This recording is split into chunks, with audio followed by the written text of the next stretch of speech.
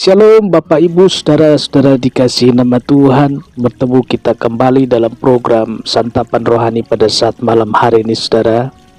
Kiranya cinta kasih Tuhan, pertolongan dan pengorbanannya yang menjadi kekuatan baru dalam kehidupan kita, yang menyertai kita.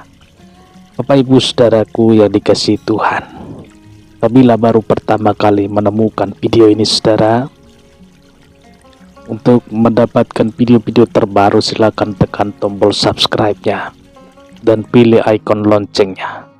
Setiap hari Bapak Ibu Saudara didoakan melalui saluran ini, dan kita mendapatkan kebenaran firman Tuhan setiap hari, setiap pagi. Saudara dikasihi Tuhan, sebelum kita masuk dalam doa saudara, kita baca kebenaran firman Tuhan yang tertulis dalam Matius 27 ayat 51. Matius 27 ayat 51, demikian kebenaran firman Tuhan. Dan lihatlah, tabir bait suci terbelah dua dari atas sampai ke bawah. Dan terjadilah gempa bumi, dan bukit-bukit batu terbelah. Tabir bait suci terbelah dua. Pada saat menjelang dan kematian Yesus, banyak peristiwa ajaib terjadi. Ini menandakan bahwa yang mati bukan manusia biasa, saudara. Dunia dan alam semesta berduka. Salah satu kejadian yang sangat menyolok, saudara. Tabir bait suci terbelah dua dari atas sampai ke bawah. Menjadi pertanyaan, mengapa tabir bait suci terbelah dua? Jika kita merunut ke belakang, Tuhan memerintahkan kepada Musa untuk membuat kemah suci. Saudaraku, kemah suci terbagi atas 3 ruangan, yaitu ruang pelataran, ruang suci, dan ruang maha suci, saudara. Ruang suci dan ruang maha suci dibatasi oleh tabir atau tirai yang gunanya sebagai pemisah kedua ruangan itu, saudara. Ruang maha suci pada saat itu diyakini sebagai tempat kediaman Tuhan di bumi. Jadi tabir dipasang sebagai tanda yang memisahkan antara Tuhan dengan manusia. Di ruang suci tidak boleh ada orang yang masuk kecuali imam besar.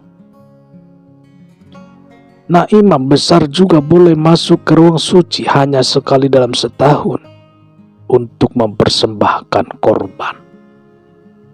Jika ada orang biasa masuk ke ruang suci, maka harus dihukum mati. Apa artinya tabir bait suci terbelah dari atas hingga ke bawah? Kematian Yesus membuka jalan ke sorga kini terbuka. Haleluya. Tidak ada lagi pembatas ataupun penghalang. Manusia, kita sejak saat itu bisa datang menemui Tuhan secara pribadi, saudara. Tidak perlu lagi melalui perantara. Kita bisa mendekat dan akrab menjalin hubungan dengan Tuhan. Robeknya tabir bait suci juga menandakan bahwa Tuhan tidak lagi berdiam di ruang maha suci. Tuhan tidak lagi bertahta di bait suci, saudara. Dia ada di dalam hidup saudara. Dia ada di dalam hidup setiap hati manusia, di keseharian kita, saudara. Rasul Paulus berkata dalam 1 Korintus 3 ayat 16, "Tidak tahukah kamu bahwa kamu adalah bait Allah dan bahwa roh Allah diam di dalam kamu?" Haleluya. Puji Tuhan, saudara. Dia sekarang begitu dekat, sangat dekat dengan kita. Dan dia ada di dalam kita, saudara. Sudahkah saudara memberikan tahta hatimu untuknya? Jangan biarkan Tuhan diam saja dalam hidupmu, saudara.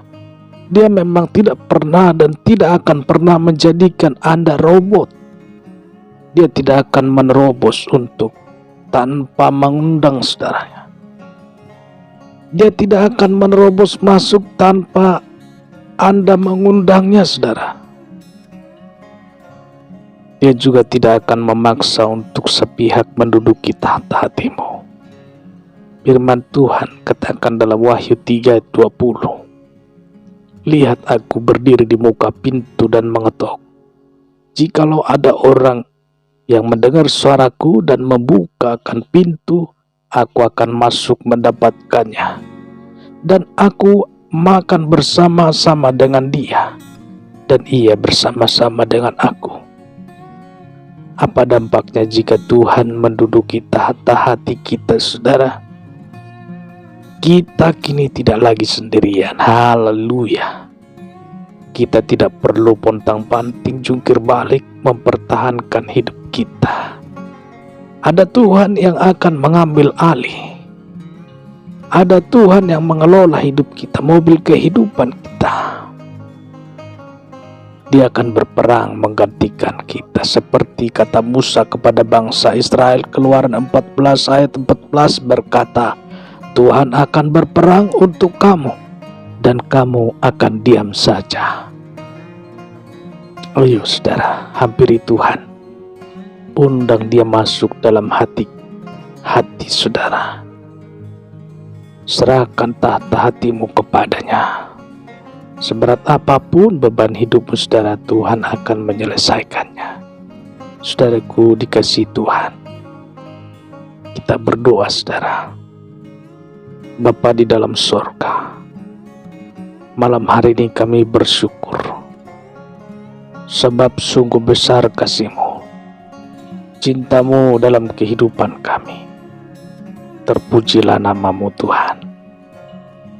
Biarlah kuasa-Mu Tuhan yang ambil alih seluruh hidup kami, supaya kami Tuhan tetap berada di samping-Mu, berjalan dalam rel kebenaran firman-Mu. Tuhan Yesus, pagarilah tubuh roh dan jiwa kami, hati kami Tuhan, supaya kami tetap berada di dalam kebenaran firman.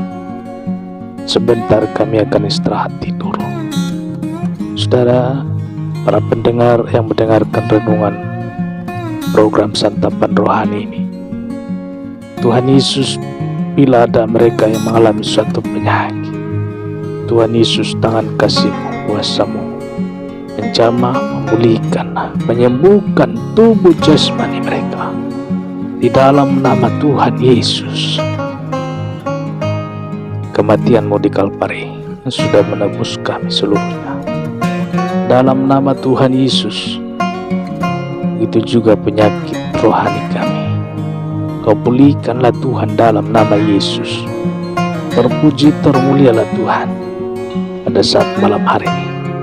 Setelah tidur kami ini Tuhan, biarlah seluruhnya kami serahkan sepenuhnya dalam tangan pengasihan Tuhan. Dan begitu juga kami esok pagi, kami bangun dengan sukacita damai sejahtera. Terpujilah nama-Mu Tuhan pada saat malam hari ini, kalau untuk selama-lamanya. Haleluya. Amin. Bapak Ibu Saudara dikasihi Tuhan, bertemu kita kembali dalam saluran ini. Program Santapan Rohani hadir setiap pagi, setiap hari, mendoakan Bapak Ibu Saudara. Apabila membutuhkan doa, bisa hubungi kami dalam kontak, di mana video ada kolom deskripsinya. Bisa hubungi kami di sana. Dan Tuhan Yesus memberkati. Haleluya. Amin.